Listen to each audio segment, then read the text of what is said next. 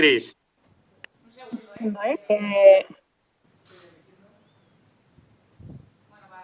Egun danoi, hasiko gara Iraia Iturregiren prentsaurrekoarekin. Vamos a dar comienzo a la rueda de prensa con Iraia Iturregui. Está a vuestra disposición. Iván, cuando quieras. Apa, Iraia, ¿qué tal, Eguerdión? ¿Cómo estáis? Lo primero, no sé si de cara al partido de mañana recuperas alguna jugadora con respecto al partido frente al Español. No sé, ¿cómo está el equipo en ese sentido? Bueno, Erika y Azcona siguen de baja. Sí que recuperábamos a Ione Ibáñez, pero bueno, al final solo ha hecho los últimos 2 entrenos y hemos decidido no incorporarla todavía a convocatoria, y a quien sí nos llevamos es a Moraza, que estaba desde el viernes o sábado pasado entrenando ya en Lezama, y bueno, está en condiciones de competir. También es una jugadora que por su condición física pues bueno, no pierde mucho, a pesar de haber estado más de 10 días en casa, y bueno, eso es un poco cómo está el equipo.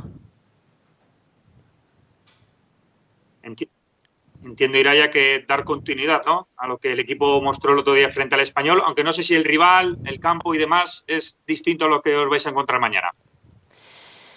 Sí que es verdad que por las características, sobre todo de los campos, también de los rivales, pero sobre todo de los campos, es verdad que se suele ver un fútbol diferente jugando en casa que fuera.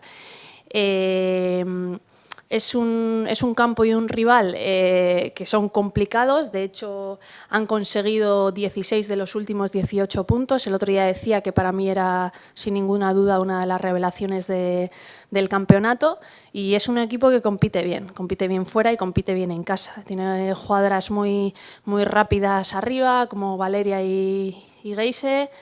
Luego tiene también jugadoras que ya conocemos de años anteriores de la Liga Española, y ya te digo que me parece un equipo que es de los que mejor compite.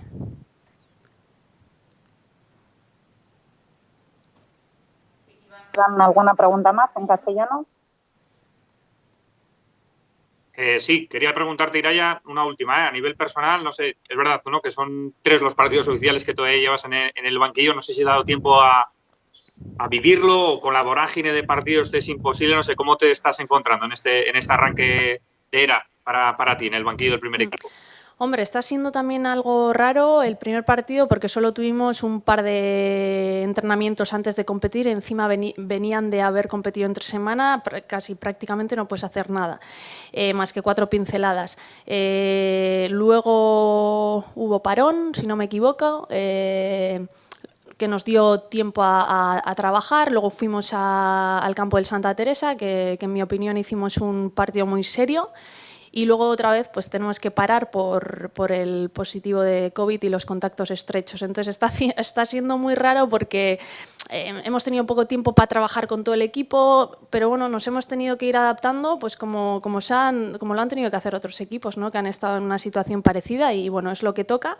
Y nada, el tiempo que hemos estado en Lezama lo hemos intentado aprovechar al máximo. Y nada, respecto también, hilando un poco con la pregunta que has hecho antes, ¿no?, que bueno, es verdad que el otro día los 35 primeros minutos fueron muy buenos. En Santa Teresa, en general, hicimos un buen partido. Entonces, pues bueno, a ver si somos capaces de jugar con esas sensaciones, de intentar también hacer un partido parecido al que hicimos en Santa Teresa en cuanto a intensidad y a personalidad jugando fuera, porque es verdad que el equipo pues siempre se ha encontrado más cómodo jugando en casa que fuera, pero el otro día el partido que hacemos en Santa Teresa es de decir, bien, hemos tenido que jugar a otra cosa, pero el equipo para mí se sintió cómodo incluso en ese tipo de campos. Entonces, pues bueno, un poco darle continuidad a los primeros 35 minutos del otro día, darle continuidad también al partido que hicimos en Santa Teresa, pues bueno, en cuanto a cómo salió el equipo, de ser valiente, con balón y sin balón. Y nada, luego a ver si tenemos también ese, iba a decir fortuna, pero más que fortuna creo que es acierto de cara a gol, porque tanto contra el Eibar y contra el Santa Teresa, pues no tuvimos esa eficacia de cara a gol, generamos muchas ocasiones de gol, incluso ocasiones o tiros que fueron entre los 3 palos y no conseguimos meter, y el otro día, en cambio, pues en los primeros 28 minutos metemos tres de las ocasiones que tuvimos. Entonces, bueno, también es importante luego el ser eficaces, ¿no? Eskerrik asko, Iraia. Jarraitzen dugu orduan euskaraz. Ramon Basaldua, Bizkaia Irratitik. Bai, Iraia, ez zuten oso? Bai. Bueno, eguerdion. Eguerdion. Ezer baino lehen, zelan dago taldea, olako bolada txarrari amaierea emon eta gero, bai psikologikoki eta gero fizikoki bizarko partidura begira. Ondo, egie da ez dozkula denbora asko emon disfrutatzeko, zeia bihar bertan beste partiduet dau, baina, bueno, azkenean mentalki oso garrantzitsu esan garaipen hori, 3 hilabete egon gara partidu bat irabazi barik, eta zentzu horretan, ondo ez ganera bagabiz bebai jentea rekuperetan, ganera, egie da, bai alineazioa egiteko eta bai konbokatoria egiteko bai, niretzako ez da erraza, ze jentea oso ondo entrenaten dabil, eta zentzu horretan, posik nau horregaz, egie da, gaur konbokatorian jokalari batzuk itxi behar izan duguz kanpoan, eta ondo da biz entrenetan, nik uste dut entrenatzaile bat tentzat hori dela onena, ez? Eukitzea, dudak eukitea, amaikako agiterakoan ondo entrenaten da bizelako, eta baita konbokatoria egiterakoan, bai. Bai, Fernandez? Bai, kaixo, arratzalden Iraia. Opi, arraztion. Tira, garaipen bat eskuratzen izatozte, orain Madrilen aurka jogatuko duzue, ez dakite aurreko garaipen hori egun bateko kontua izan ez dadin, zer egin beharko duen Atletikek Madril garaitzeko? Egie da niretzako, ikusten da, azkenengo 18 puntuetatik 16 atera dauz Madrilek. Txapelketa honetako revelazioetako bat da, duda barik, eta gero Championsera joateko aukera bebai deko, eta horretan da borrokatzen.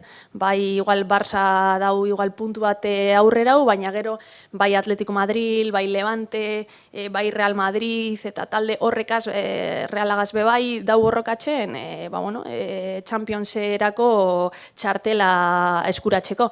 Orduan, zentzu horretan, partio oso zaila espero dugu, ez soilik zelaiagatik, baizik eta oso ondo lehiatzen dauen talde bat dalako, ez? Aurrean jokalari oso askarrak dekoz, eta ganera konfiantza puntu horregaz dauz, golak sartzen dabiz, gero ez dabez be aukera gehiegi behar golak sartzeko, eta ABP-etan bebai oso talde potentea da. Eta transizioetan bebai, azkenean hain jokalei askarrak dekoz aurrean, hor bebai kontu zibili beharko gara.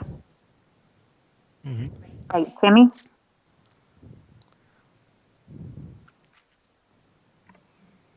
Kaixo Iraia, eguerdion. Aupa, eguerdion. Eguerdion, lehen erderaz esan duzu, Santa Teresaren kontrako partidutik oso gustora atera zinen, azaldutako jarrerarekin eta jokoarekin, lehengo eguneko lehen zatiarekin, igandeko lehen zatiarekin ere oso ondo jokatu zuen taldeak, gainera lehen ordu erdian 3 gol egin zituen. Hobekuntza horrek dinamika on batean sartzeko emaitzak behar ditu. Hau da, emaitzek jarraipena izan behar dute aurrerantzean. Bai, argi dago, ez? Azkenean esaten gendun, garrantzitsuna garaipena da, baina egie da, guk eramaten dugun bidea sala garaipena lortzeko behar genuena. Zentzu horretan, argi dau Madriletik emaitza on bat ekartzen badugu, eta gero justo 3 aurkari zuzen dekogu, ze Madriletik etorri eta gero paroia dau, baina gero segiduen dekoguz Betis, Rayo eta Huelva, aurkari zuzenak.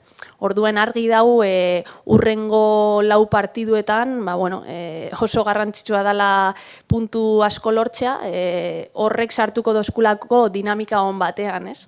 Egie da, asteazkenengo partidue txapelketako aurkari onenen baten kontra dala, baina egie da bai nire buruen ointxe bertan Madrilera joan eta 3 puntuak lortza dauela, ez?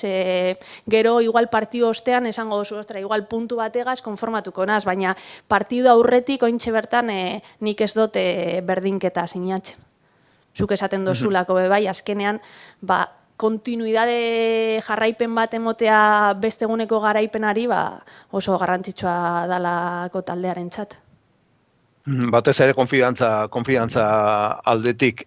Nik protokoloaren inguruan galdera bat egin nahi nuzen Iraia, ja 10 egun pasa dira bilera egin zenetik federazioan, ez dakit gauzak zerbait aldatu diren, ala ez, hori alde batetik galdetuko nizuke, eta bestetik nola baloratzen duzun jokalariek izan duten jarrera gai horren inguruan, azaldu duten batasun hori, ez? Hombre, nik uste dut gaur egun garrantzitsue dala jokalariak batera egotea eta eurek bebai euren iritzia emotea, ez lehin oindala pilo bat urte hori esan gertatzen. Bakoitzak igual bere borroka egiten zuen bere aldetik, orain nik uste dut positiboa dala jokalari guztiok batera, euren iritzia ematea eta horreko jartzuna eukitzea. Garrantzitsuanean niretzako, bai alde batetik klubeko asoziazioak, bai federazioak eta bai jokalariek beraiek, guztiok batera, eta gero gu bebai gure partetik, klubetik bebai, guztiok jartzea gure partetik liga gero eta ez soilik maila aldetik, baizik eta esaten dozun moduan, zentsu guztietan liga hobeago bat sortzeko, guztion artean. Protokolo aldetik, ez dakit zeo zer aldatu den, ala ez egia da, gure partetik klubak bebai, bere protokolo internoa dauka eta nahiko zorrotza da. Orduan, zentsu horretan, guk ligako protokoloa errespetatzen dugu eta gainera klubak ere bere protokoloaren puntuetatik zorrotzagoa da eta errespetatzen ditugu ere puntu horiek. Orduan,